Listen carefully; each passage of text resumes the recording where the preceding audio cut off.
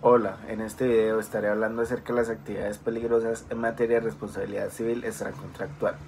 Recordemos que este régimen se encuentra en el de la culpa presunta y que las actividades peligrosas se entienden como todas aquellas que el hombre realiza mediante el empleo de cosas o energías susceptibles de causar daños a terceros. El fundamento jurídico de las actividades peligrosas lo encontramos en el artículo 2356 del Código Civil colombiano, con el título de responsabilidad por malicia o negligencia. Este artículo nos dice que por regla general todo daño que puede imputarse por malicia o negligencia a otra persona debe ser reparado por esta. Encontramos que son especialmente obligados a esta reparación el que dispara imprudentemente un arma de fuego, el que remueve las losas de una acequia o cañería o las descubre en la calle, camino sin las precauciones necesarias para que no caigan los que por allí transiten, ya sea de día o de noche. En tercer lugar, también encontramos que el que obligaba a la construcción o la reparación de un acueducto o fuente que atraviesa un camino lo tiene en estado de causar daño a los que transitan por el camino. En este artículo solo nos da 3 actividades peligrosas, pero pues es necesario tener en cuenta que el artículo fue escrito hace ya el Código Civil fue escrito hace ya muchos años. Entonces era un contexto muy diferente al actual, por lo cual la jurisprudencia colombiana se ha encargado de desarrollar otros casos relacionados a actividades peligrosas en Colombia. Pasaré ahora a hablar de jurisprudencia. Les hablaré acerca de 5 casos plasmados en sentencias de la Corte Suprema de Justicia, en el cual desarrollan las actividades peligrosas. En primer lugar, les hablaré acerca de la sentencia SC 4750 del 2018. El caso se centra en un accidente de tránsito ocurrido el 8 de octubre del 2008, donde Giancarlo Martínez Zuluaga resultó lesionado. El vehículo involucrado era conducido por John Henry Gerón Gómez, pero se encontraba registrado a nombre de Gabriel Eduardo Santamaría González. Este último alegaba haber vendido el vehículo a Jaime Alberto Parra Montoya en septiembre del 2001 mediante un contrato de compra-venta privado. Sin embargo, dicho traspaso nunca se inscribió en la oficina de tránsito como corresponde en los trámites de ventas de automóviles. Martínez Zuluaga, buscando la reparación de los daños sufridos, interpuso la demanda contra Gerón Gómez y Santamaría González. La demanda se fundamentó en la responsabilidad civil extracontractual, argumentando que ambos eran responsables por los perjuicios ocasionados. En la primera instancia, tenemos que el juzgado, luego de analizar las diferentes pruebas, argumentos, testimonios presentados, falló a favor de Santamaría González. Consideró que al haber vendido el vehículo, aunque se registrara el traspaso, este ya no tenía la calidad de guardián del mismo, por lo que no era responsable por los daños causados. Por esto mismo exoneró a Santamaría González y condenó únicamente a Gerón Gómez el pago de los perjuicios sufridos por Martínez Zuluaga. Ya en la segunda instancia, inconforme con la decisión del juzgado, la parte demandante apeló la sentencia. El Tribunal Superior de Medellín, al revisar el caso, revocó la decisión de la primera instancia. Argumentó que si bien Santamaría González había vendido el vehículo, el hecho de no haber registrado el traspaso lo mantenía como propietario ante terceros y por ende como guardián del mismo. Por esto mismo el tribunal lo declaró responsable civil directo y lo condenó solidariamente con Gerón Gómez al pago de la indemnización por los perjuicios causados a Martínez Zuluaga. Por la inconformidad por la parte demandada, este caso se va a casación. La Corte de Suprema Justicia nos da las siguientes consideraciones. Al analizar el recurso de casación interpuesto por Santamaría González, la Corte se adentra en el análisis de la responsabilidad civil extracontractual, específicamente en el caso de las actividades peligrosas. La Corte parte de la base del artículo 2356 del Código Civil colombiano, que establece la responsabilidad por las actividades que por su naturaleza implican un riesgo para terceros. En este contexto, la Corte desarrolla la figura del guardián como la persona que tiene el control efectivo de la actividad peligrosa y por lo tanto es quien tiene la obligación de prevenir que esta actividad peligrosa cause daños a otros. El concepto de guardián que nos da la Corte en esta sentencia lo define como quien ejerce un poder de mando o control sobre la cosa o actividad peligrosa. Este poder de mando implica la capacidad de dirigir y controlar la actividad y no se limita únicamente a la propiedad de la cosa. Si bien se presume que el propietario es el guardián, este puede desvirtuar dicha presunción si demuestra que ha transferido el control a otra persona. Cuando la Corte hace el análisis del caso en concreto, aplica estos conceptos al caso en cuestión, la Corte determinó que el Tribunal Superior sí cometió un error al no valorar adecuadamente las pruebas que demostraban que Santamaría González se había despojado del control del vehículo desde el 2001, que ya no era el propietario, a pesar de que el traspaso no se hubiera registrado. porque ya habían declaraciones de testigos, habían contrato de compra-venta, habían otros documentos que corroboraban la venta y que él entregó el vehículo a Parra Montoya. La Corte también nos dice la importancia del control efectivo. La Corte enfatiza que lo determinante para establecer la responsabilidad es el control efectivo sobre la cosa o actividad peligrosa y no solo quien ejerce la titularidad del dominio. En este caso, Santa María González, al haber transferido la posesión del vehículo, dejó de tener el control sobre el mismo vehículo y por ende no puede ser considerado guardián para efectos de la responsabilidad. Ahora les hablaré sobre la decisión que toma la Corte Suprema de Justicia en este caso en específico. Pues con base en las consideraciones expuestas, la Corte Suprema casa la sentencia del Tribunal Superior de Medellín, revocando así la condena impuesta a Gabriel Eduardo Santamaría González y lo exonera de toda responsabilidad por los daños causados en dicho accidente. La Corte determina que al haberse desprendido el control del vehículo, en 2001 no era el guardián del mismo en el momento del accidente y por lo tanto no estaba obligado a responder por los perjuicios ocasionados. Sacando un resumen o haciendo una conclusión así de manera general sobre esta sentencia, se puede decir que profundiza en la teoría de la responsabilidad civil extracontractual por actividades peligrosas, lo cual se configura cuando una persona, por su acción o omisión, causa un daño a otra sin que exista una relación contractual previa entre ellas. En el caso de las actividades peligrosas se establece una presunción de responsabilidad sobre quien ejerce el control de la actividad, con la obligación de reparar los daños que ésta cause, salvo que se demuestre la existencia de una causa extraña que rompa este nexo causal. Esta sentencia puede constituir un importante precedente en materia de responsabilidad civil extracontractual por actividades peligrosas, ya que aclara el concepto de guardián, enfatizando la importancia del control efectivo sobre la actividad peligrosa para la configuración de la responsabilidad, donde no solo sería el dueño, no responde el dueño solo por ser el dueño, sino quien estaba ejerciendo la guardia en el momento del accidente. También reafirma la necesidad de analizar las pruebas de manera integral para determinar quién ejerce dicho control y en consecuencia quién es el que sí debe responder por los daños causados. Pasaré ahora a hablarles de una segunda sentencia. Esta es la SC 9788 del 2014. El caso se refiere a la muerte de Jaime Orlando Carrero, ingeniero electromecánico, en una explosión ocurrida el 12 de septiembre del 2004 en la mina de Montecristo donde trabajaba. Este trabajador estaba vinculado a la cooperativa de trabajo asociado a Cotra Carbón, que a su vez tenía un contrato de cooperación con la misma empresa Colminas S.A. para la explotación de dicha mina. La explosión se produjo por la acumulación de gas metano y la manipulación imprudente de un aparato eléctrico por parte de un bombero de Cotracarbón. Los familiares del señor Carrero Montañez demandaron a Cotracarbón y Colminas por responsabilidad civil extracontractual buscando una indemnización por los perjuicios que ocasionó la muerte. En primera instancia, el juzgado negó las pretensiones de la demanda argumentando que la muerte de Carrera se debió por su propia culpa, ya que él mismo era el responsable de la seguridad en la mina y él omitió la ventilación adecuada y la utilización de los equipos de seguridad. Ya en segunda instancia encontramos que el tribunal confirmó también la sentencia de primera instancia, reiterando que la culpa exclusiva del accidente recaía sobre Carrero Montañez por no cumplir con sus obligaciones de seguridad. En este caso, la Corte hace tres consideraciones claves. Primero, la Corte parte de que la base de la explotación de minas también es una actividad peligrosa que genera un riesgo para terceros y que la responsabilidad por los daños causados se rige, como les mencioné anteriormente, por el artículo 2356. Señala que en estos casos quien demanda la indemnización solo debe probar el daño y la relación de causalidad, mientras que quien se pretende responsable debe demostrar la existencia de una causa extraña que lo exonere. Cuando hace el análisis del caso en concreto, la Corte examina las pruebas presentadas en el proceso, incluyendo el contrato de asociación de Carrero Montañez con Cotracarbón, el convenio de cooperación entre Cotracarbón y la empresa, que era Colminas S.A., el acta de accidente, los testimonios de trabajadores de la mina que estaban por ahí en ese momento, y también el informe de investigación del accidente. La Corte también analiza la culpa exclusiva de la víctima, puesto que a pesar de encontrar errores en la apreciación de las pruebas por parte del tribunal, la Corte considera que estos son intrascendentes, ya que las pruebas demuestran que sí hay una culpa exclusiva de la víctima en el accidente. La Corte se basa en el reglamento de seguridad en las labores subterráneas, que es el decreto 1335 del 87, y en los testimonios que indica que Carrero Montañez incumplió con la obligación de usar equipos de medición de gases al ingresar a la mina. Esto, si los hubiera usado, le habría permitido detectar la concentración de metano y evitar la explosión, y así que no se produjera su desenlace fatal, que era su muerte.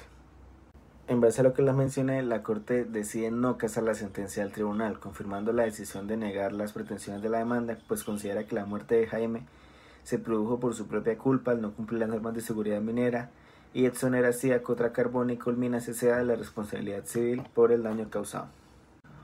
Pasemos entonces a una tercera sentencia. Ahora les hablaré sobre la SC 5854 del 2014. Este caso trata sobre un accidente de tránsito ocurrido en el 2005 en Barranquilla, donde una persona de nombre indeterminado conducía una motocicleta, fue atropellado por un bus de servicio público intermunicipal afiliado a Cotragal, propiedad también de indeterminado, y el conductor también es anónimo.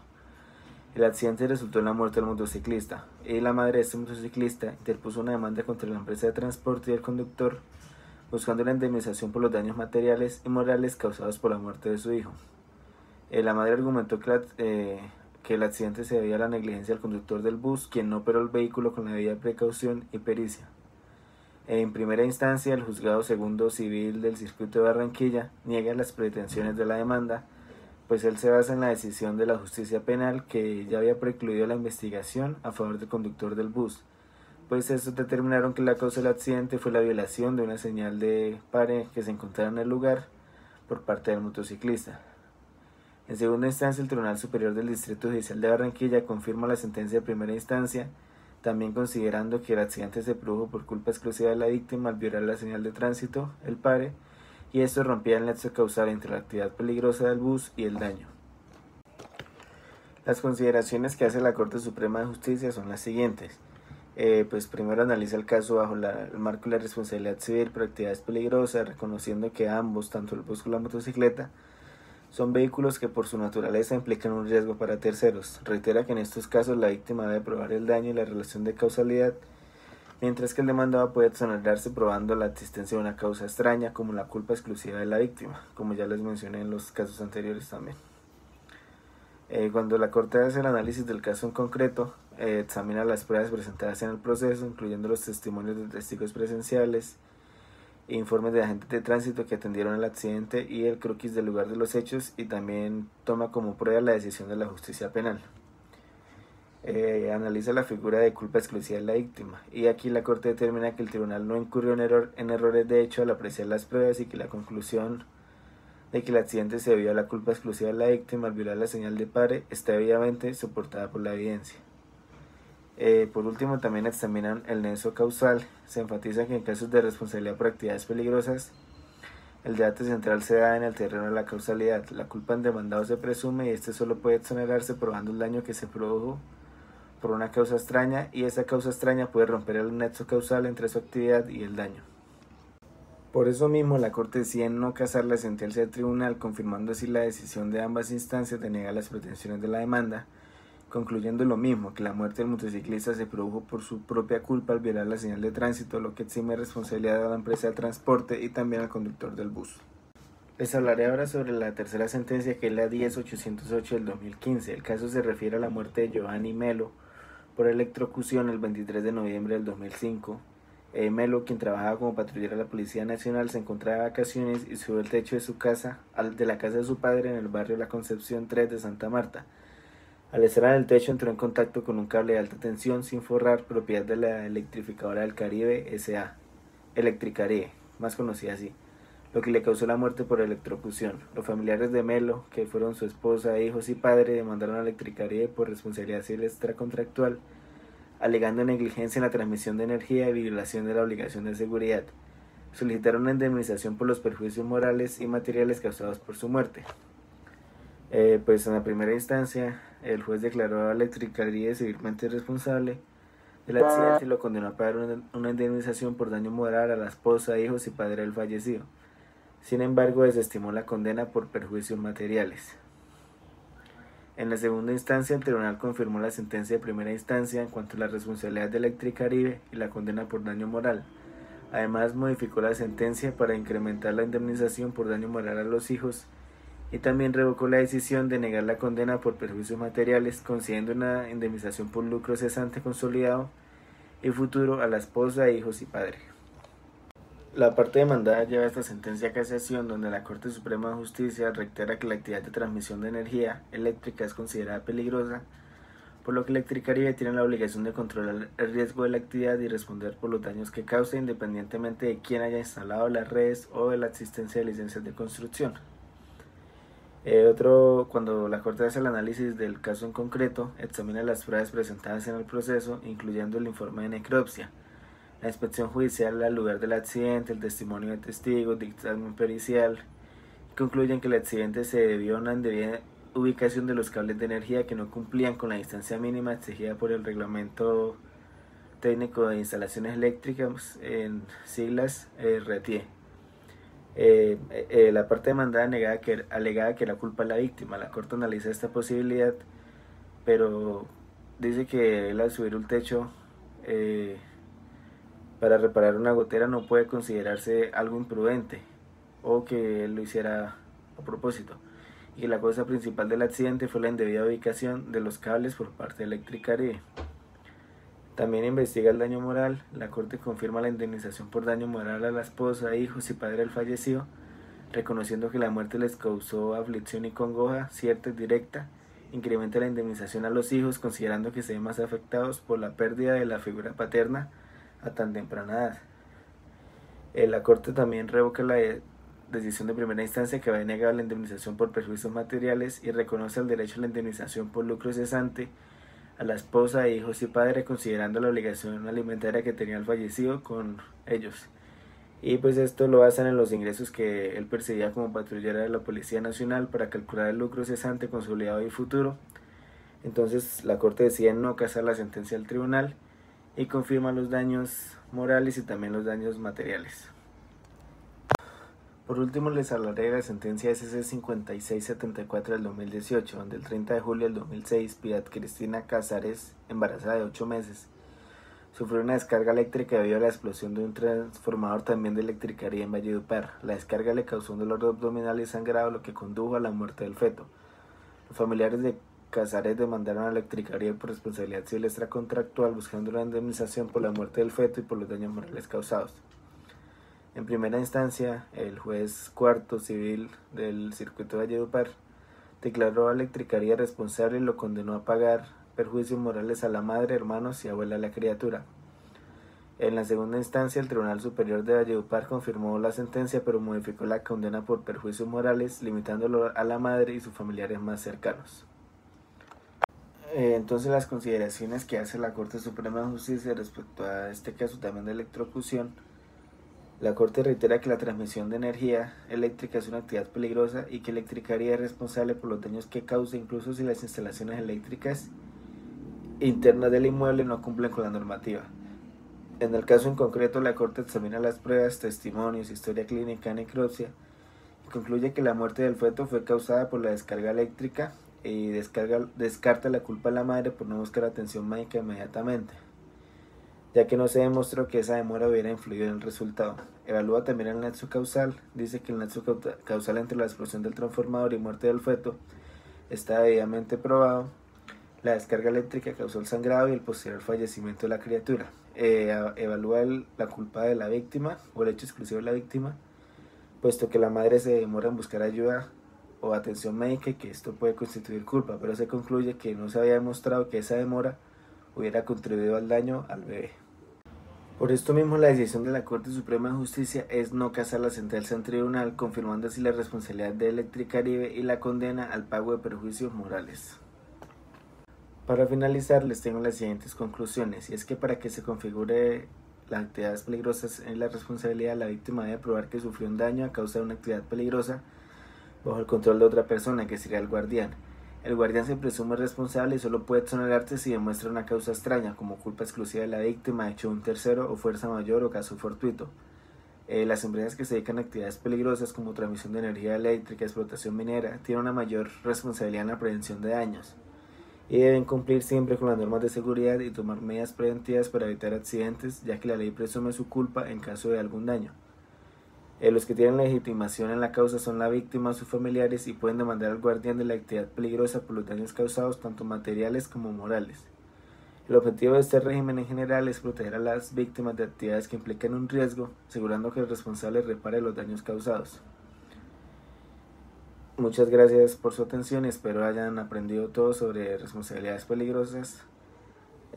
Por último, se me olvidaría decir que el responsable está obligado a reparar integralmente los daños causados, tanto materiales como daño emergente y lucro cesante, como los daños morales.